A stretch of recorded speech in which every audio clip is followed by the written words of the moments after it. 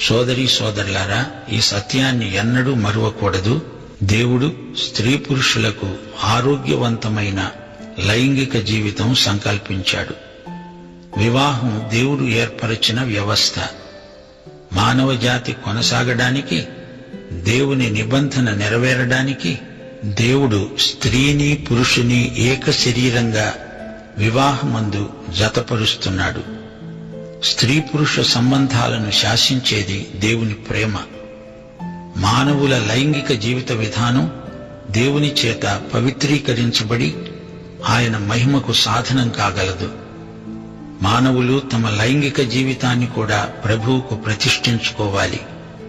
భౌతికం, ఆధ్యాత్మికం అంటూ జీవితాన్ని రెండు ప్రత్యేక శాఖలుగా విభజించకూడదు. దేవుని బిడ్డలకు అంతా ఆధ్యాత్మికమే.